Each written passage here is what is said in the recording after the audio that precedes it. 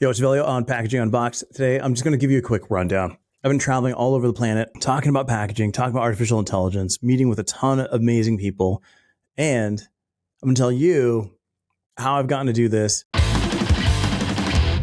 First, what do I do for a living? This is a question that I got on YouTube. Someone's like, how do you do this? How are you traveling all over the place? What are you doing? Like, how does this work? Well, first off, I'm creative director over at idpdirect.com. We do packaging for a ton of amazing brands, retail packaging, like shopping bags, rigid boxes, product packaging, fragrance, like all of this amazing packaging, and we manufacture it. The fact that we manufacture it gives us a lot of flexibility in terms of like what we're able to produce, the materials that we're using, and the constructions and everything that we're doing, right? So when I say that we're manufacturing, I mean, like we actually own the factories. A lot of times you'll hear somebody say, oh, we own factories in Asia.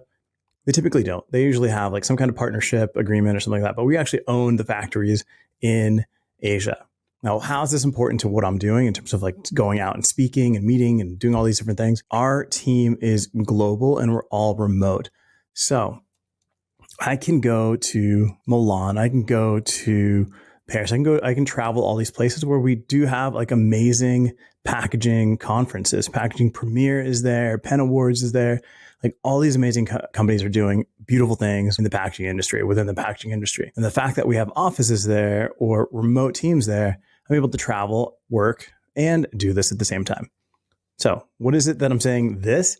Well, since I've done the podcast, Packaging Unboxed, which is completely separate from that team, but it allows me to talk to great designers, build my relationships with them. Sometimes I'm able to visit them when I'm traveling. And I mean, I've met so many amazing people and have become friends with many of them to where we're just texting back and forth. I just had Gene from Working Company. He joined me up on stage at East Pack in New York, where we talked about artificial intelligence. All of this stuff, you know, it's just the benefit of coming together and building something as a group. And as a group, I mean, you, the listeners, you, the viewers, the guests that are coming on, and really just, you know, asking questions, finding answers, helping build partnerships. I know like Gerardo Herrera over at Art Center, he's doing amazing things in AI since we began talking about this, I don't know, like 6-7 months ago. Nick Longo, who's on the DGDC podcast, he came on here and he didn't believe that AI was going to make something happen. And Nick thinks this is bullshit, you know, like I want to have this conversation because it's like, it's such an interesting concept. Like you said, it's inevitable. It's happening. It's joined this bandwagon, but then it's also, and I'm not even an artist, man. Like, yes, I'm a graphic designer and a branding guy and packaging designer and everything. I just don't consider myself an artist. I look at, so I'm in the team with a lot of my illustrator friends that are all freaking out because of what's happening even in their industries too, because of AI. So yeah, it's a huge topic. After the conversation, we just back and forth, you know, how do you do this? How does this work? You know, he fell in love with it. Now he's out there speaking on AI and like doing podcasts about artificial intelligence and design. Terry Campbell, another person that came on, he's a photographer. I talk about him every single time I'm up on stage. You know, I share all of that information. And as viewers and listeners, people are reaching out to these conferences saying, we want to learn about artificial intelligence. And the person that's out there speaking about it the most is Evelio, because he's doing packaging AI on LinkedIn. He's doing videos on YouTube. And, you know, all of this to say, like, this stuff is coming. All these opportunities are happening because of the conversation that we're having, because of the partnerships that we're making and the connections that we're making. We, you, I, me, you, as you're watching, you're listening, you're going on LinkedIn, you're asking me questions. I'm happy to answer them. I'm sharing as much information as I possibly can as I'm learning. I think that's the only way to do it. Right. So when people ask, like, how are you traveling all over the place? How is it that you have a job that allows you to do all this crazy stuff?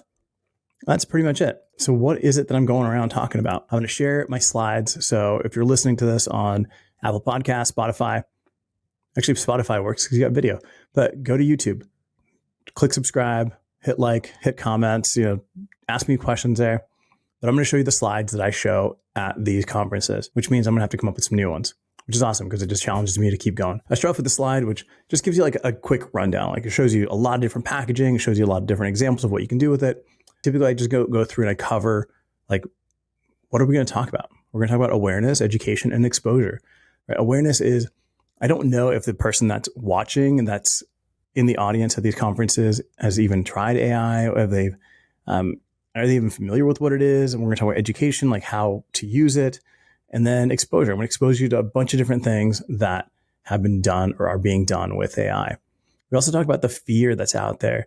There's headlines day in, day out about how artificial intelligence is going to destroy the planet, how it's going to replace you, how it's going to make the world that we live in today just completely different, and it's going to make humans obsolete. And it will, but that's cool, right?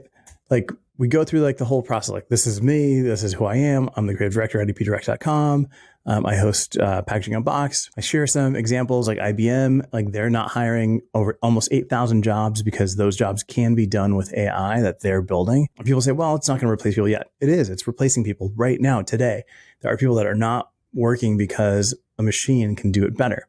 EdTech company Chegg, those guys, they were on their annual call and they mentioned how ChatGPT was disrupting students from signing up, from parents from signing up their students to learn from them, because the kids were just learning and being tutored by ChatGPT. As soon as they mentioned that online on their annual call, their stock dropped by 50%. There's a company in China that replaced all their executives with artificial intelligence, and that stock shot up. It doubled.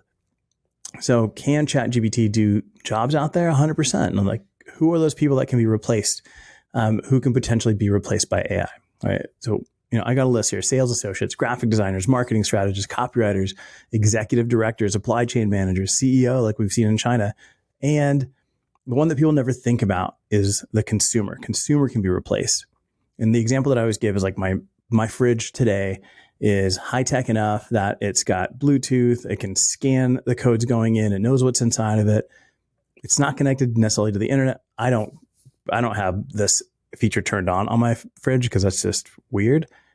But if I wanted to, I can also go online. I can order the product, my groceries, through Amazon, and I can offer, as long as I have the right locking mechanism on my door, which allows them to walk right through the front door. They can just deliver my groceries. Like, they can just walk through my front door, go right to my refrigerator, open that up, fill it in, and my fridge would know what's in there. And that's existing today. Like, both of those things happen today. Like, you can have your fridge tracking everything, and then you can also order online and have it delivered into your fridge. Those have not come together. That's not been combined yet.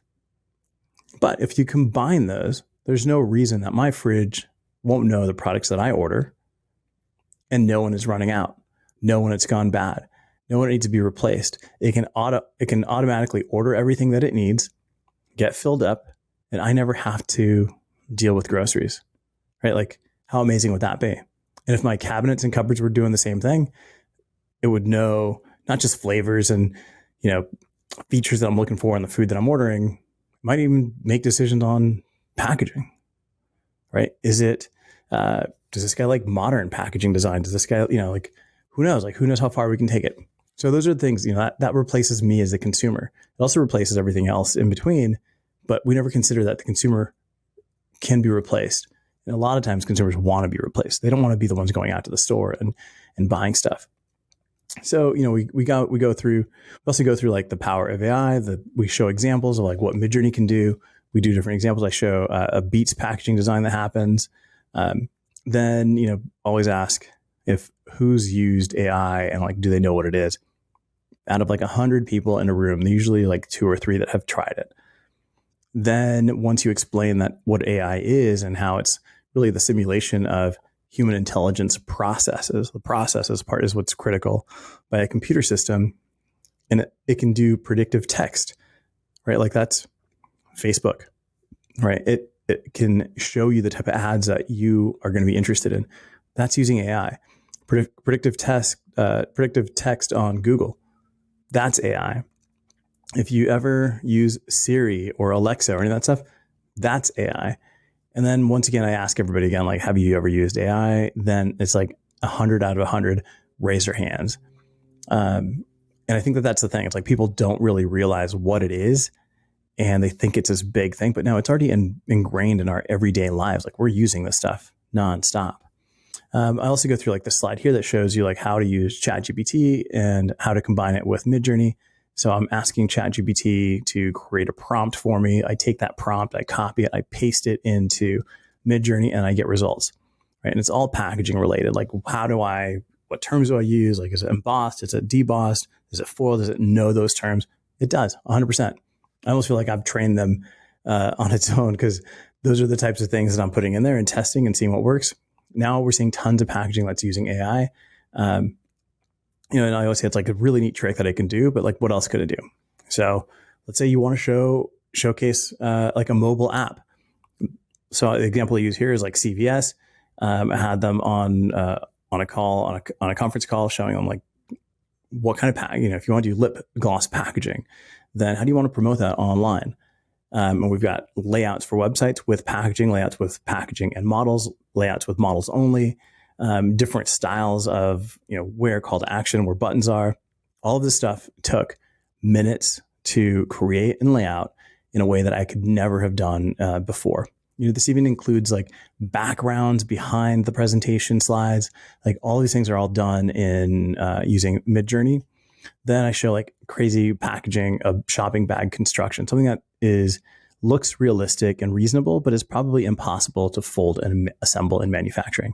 The reason I show this is because like I love the way that this bag looks, and I'm currently in the process of folding paper and trying to figure out how to actually produce this, because I want to make this. I've made packaging that's been based off of AI. The fact that I'm working with a team at IDP Direct, those guys are willing and more than happy to take those crazy concepts from me and make it, figure it out, and then let's get it out there into the market. So we're really pushing for AI and new designs. We also show like the types of quality of renders, the finishes, the things that you're seeing, how detailed this stuff is. And a lot of these images are from like Midjourney 4 and Midjourney 5, and we're already on Midjourney 5.1. We've got the latest Midjourney coming out here in the next couple of weeks. There's so much stuff happening, how quickly it's moving, and the quality that's increasing at an insane rate.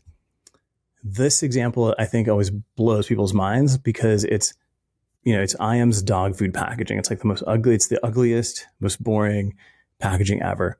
And, just taking that image, dropping it into Midjourney and asking it to redesign it for a younger, more health conscious, more active lifestyle dog owner. Like, what does that look like? And it gives you multiple options.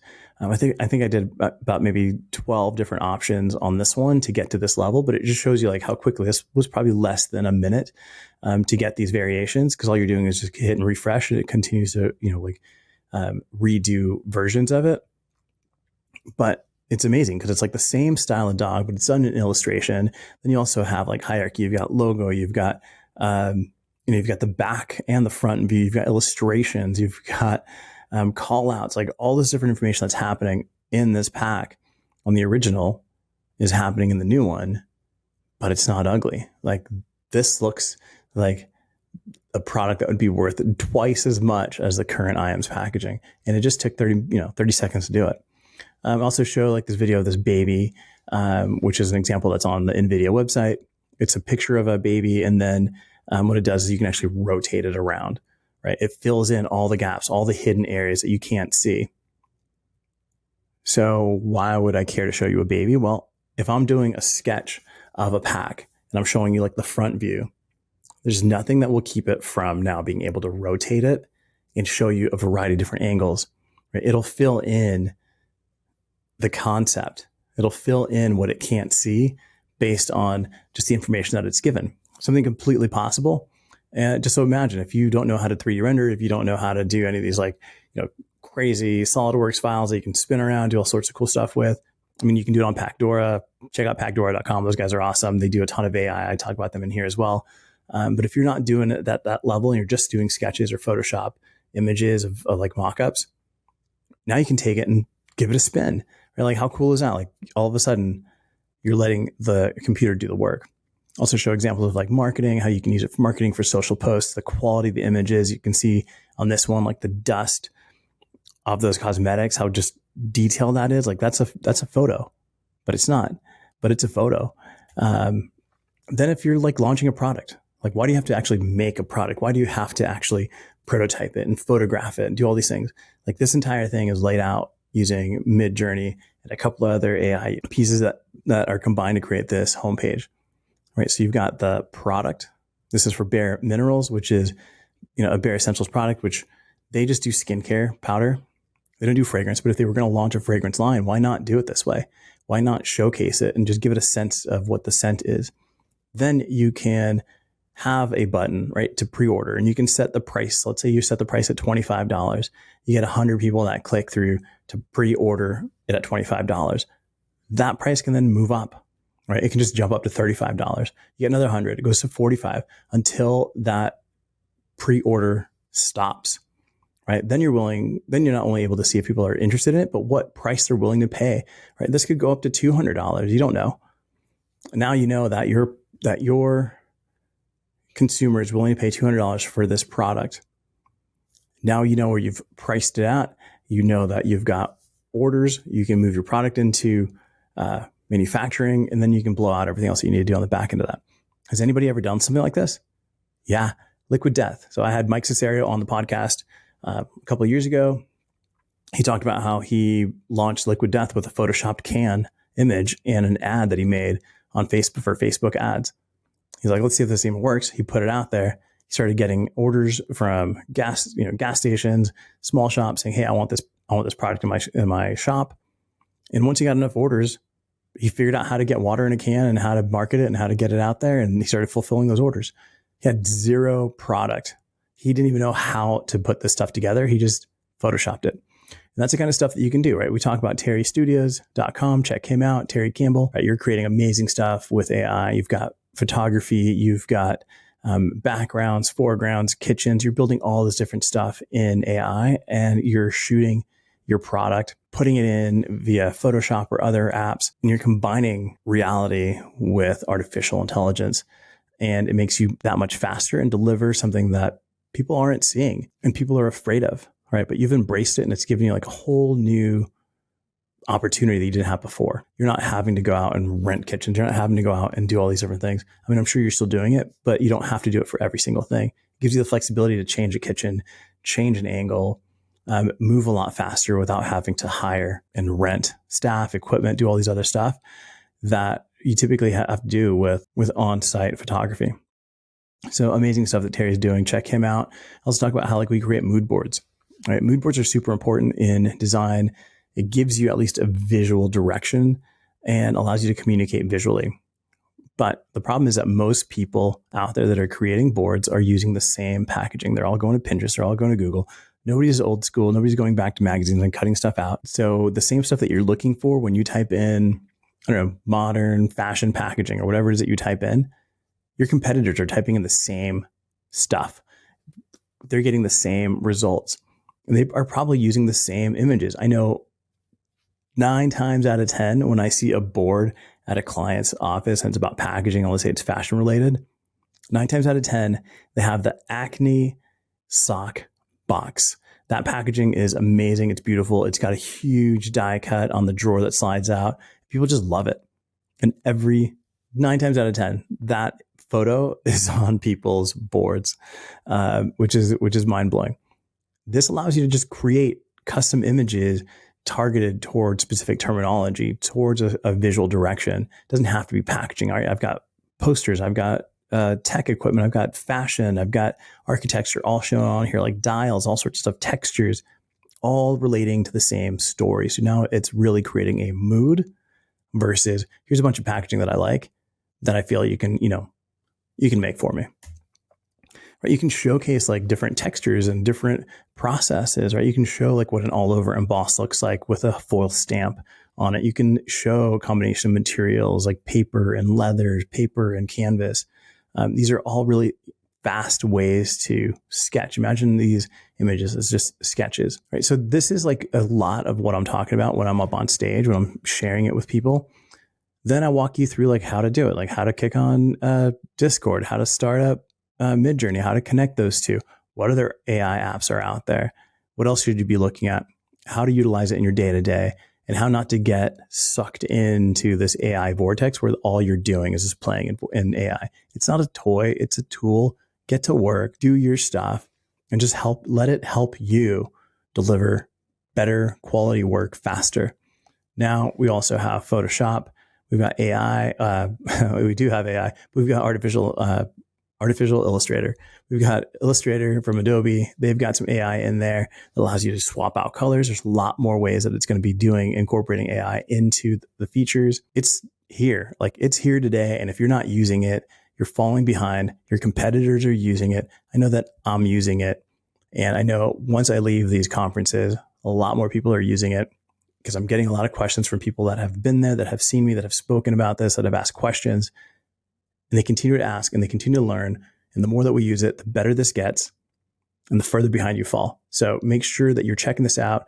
Go to LinkedIn, look up Packaging AI, join that page. You'll see stuff happening, almost daily. I try to keep it up as much as I possibly can. But reach out, go on LinkedIn, ask me questions, join here on YouTube, put some stuff in the comments. What are you using for this? What do you think about that? Just share it. I'm there all the time. I'm checking it out. I'm answering questions. If you're a fashion brand, you want to learn how to use it, reach out to me. If you're a design agency, you want to learn how to use it, how to implement it, reach out to me. I've spoken to a ton of different design agencies and given them specific presentations on how to incorporate into their process. So if you want to do that, share that with me. I think the only agency that I've done that with that has allowed me to share that I've done it with them is Butterfly Cannon. We did some amazing work in about an hour to show how we can push this forward. There was Anheuser-Busch, there was Beck's. They launched an artificial intelligence futuristic packaging program for Beck's beer for their 125 years in existence or something like that. Chris Branch and I created that entire marketing campaign for them. We're having so much fun. There's so much stuff happening out there. Check it out. There's a lot of opportunity here. So people ask, how are you traveling? How are you going and speaking at all these places? What are you talking about? This is it. I'm helping people understand that artificial intelligence is not something to be afraid of. It's something to embrace and how to use it. So get out there, start using it, start doing it. I know Gerardo Herrera from Art Center, he's out speaking about this now. Like I said, Nick Longo's out speaking about this. I had Gene Portnoy from Working Company join me on stage. He's out speaking about this now. People want to know, people are interested. They all want to learn how to do this, where to go, where to start, and where's it going. So get started. And you too could be traveling the planet. You too can be creating amazing, amazing packaging in seconds from your phone or wherever it is that you are. So do me a favor, click subscribe. Any questions you have, throw them in the comments. I'll talk to you soon.